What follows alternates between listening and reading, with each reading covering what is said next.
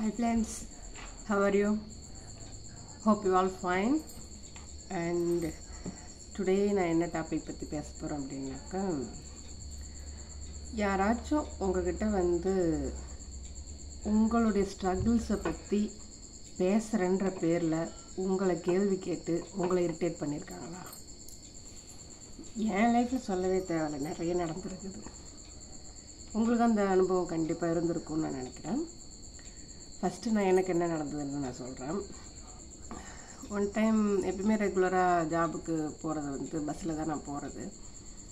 அப்போ நம்மளை பார்த்தா கேள்வி கேட்கறதுக்கு ஆளாக இல்லை, அதுவும் என்னை பார்த்தா கேள்வி கேட்கறதுக்கு ஆளாக இல்லை.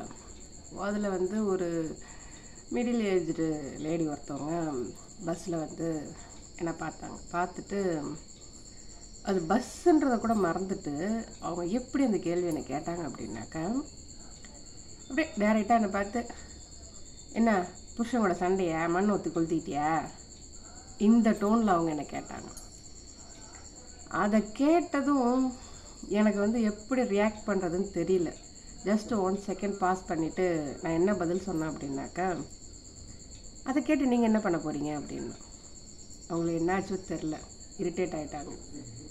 என்ன சொன்னாங்கனாக்கா, இந்த திமிருக்கு தான் நீ இப்படி இருக்கிற அப்படின்னாங்க.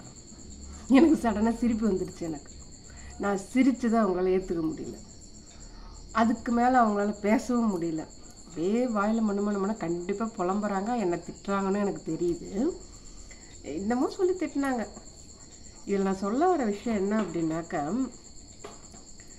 அவங்க என்னை கேள்வி கேட்ட டோன் எப்படி இருந்துச்சு அப்படின்னாக்கா, நம்மளை பார்க்குறவங்க இத்தனை வருஷம் எக்ஸ்பீரியன்ஸில் நான் 2 வகையான பீப்புள்ஸ் நான் மீட் பண்ணியிருக்கேன். என்ன அப்படின்னாக்கா, என்னை கேள்வி கேட்குறவங்களும் 2 வகையான பீப்புள்ஸ் இருக்கிறாங்க. என்ன அப்படின்னாக்கா, ஒருத்தவங்க உண்மையிலே கன்சோல் பண்ணுறதுக்காக என்னம்மா ஆச்சு ஏதுமா ஆச்சு, ஏம்மா இப்படி பண்ணிக்கிட்ட, பரவாயில்லம்மா இப்போ நல்லா இருக்கிறேன் அப்படின்ற மாதிரி சொல்கிறவங்க ஒரு டைப்பு.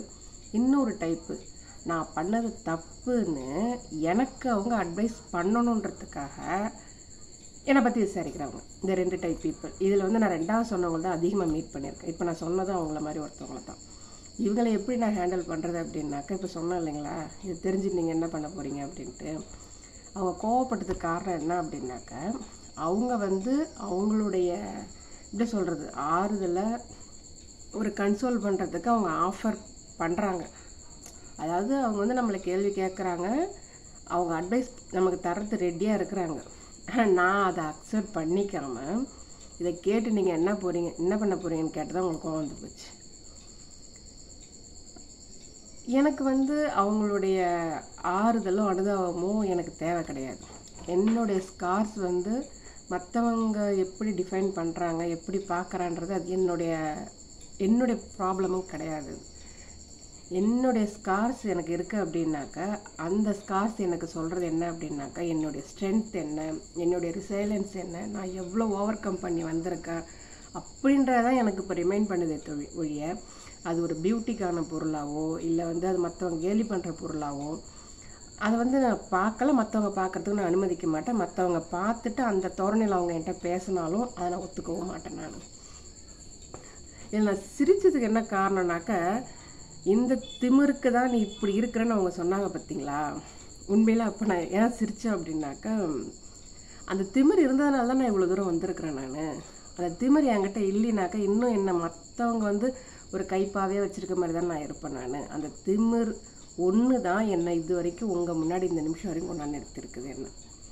ஸோ நம்மளுடைய ஸ்ட்ரகிள்ஸை, நம்மளுடைய பிரச்சனைகளை யாராவது ஒருத்தவங்க விசாரிக்கிறாங்க அப்படின்னாக்க, அவங்க விசாரிக்கிற தோரணையிலேயே தெரிஞ்சிடும் அவங்க நம்மளுக்கு உண்மையிலே கன்சோல் பண்ண வராங்களா இல்லை நம்மளை இரிட்டேட் பண்ண வராங்களான்ட்டு.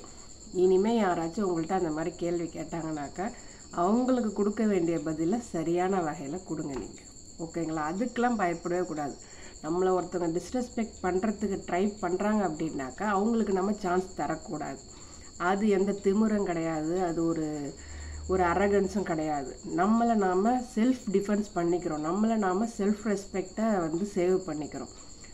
என்னை பொறுத்தப்பட்டில் அது சரியான விஷயம்னு நான் நினைக்கிறேன். ஓகேங்களா? இனிமேல் யாராச்சும் உங்கள்கிட்ட கேள்வி கேட்டு உங்களை இரிட்டேட் பண்ண வந்தாங்கன்னா தைரியமாக பதிலடி கொடுங்க, தப்பே கிடையாது. ஓகேங்களா? All the best.